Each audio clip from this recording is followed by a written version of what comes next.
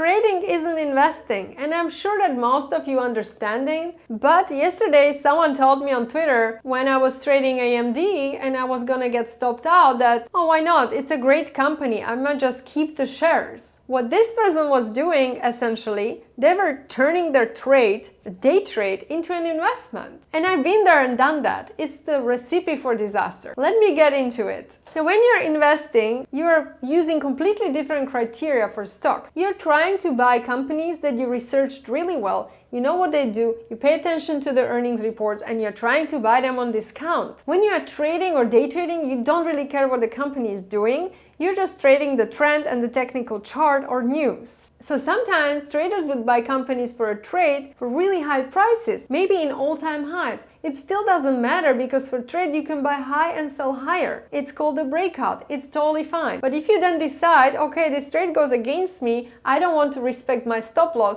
and I will keep the shares because it's a good company. So trust me that this company will probably retest, and it might retest 10 or 20%, and then you're going to be holding a bag. So never do that. Make sure when it's a day trade, you're going to get out of the day trade. If it's a swing trade, you will get out if it hits your stop loss. If it's an investment, you will be patiently waiting for a discount price so you can buy this position for a long term. So now, after you understand the difference between investing and trading and why you cannot confuse those two, let's get into the different kinds of trading. There is a day trading, which means you get in and out of a trade in one day. You're buying shares for whatever price. In the momentum, you can do retest or a breakout, and you close the position by 4 p.m. Eastern time. That's a day trade. For swing trade, you will stay in the position for multiple days. You're looking on bigger time frames. When you day trade, you might look at 1 or 3 minute chart, which is very fast paced. With swing trading, you can look at the daily chart, which is very important to establish where the trend goes.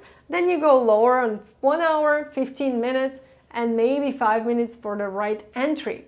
You're staying in this trade. I personally stay in my swing trades from anywhere 3 to 5 work days, sometimes 2 weeks. When there is a momentum, I'm trying to make as much money as possible on this trade, and I have my strict stop loss in case I'm wrong. Because trust me, 50% of times, on average, you will be wrong. It doesn't matter if the swing trade is a retest of a 10 moving average or 20 moving average. The stock might still fall below. It doesn't matter if there is a moving average or if there is a resistance, it can still fall below it.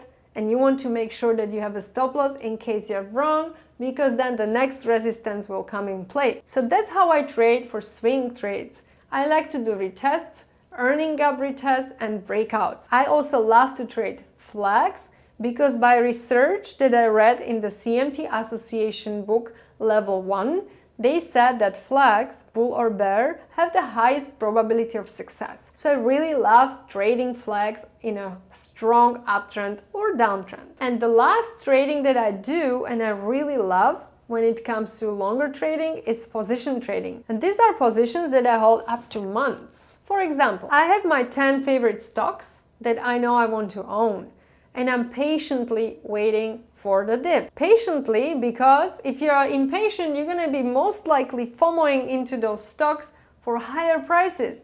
And why wouldn't you want to save some money and get those shares for less?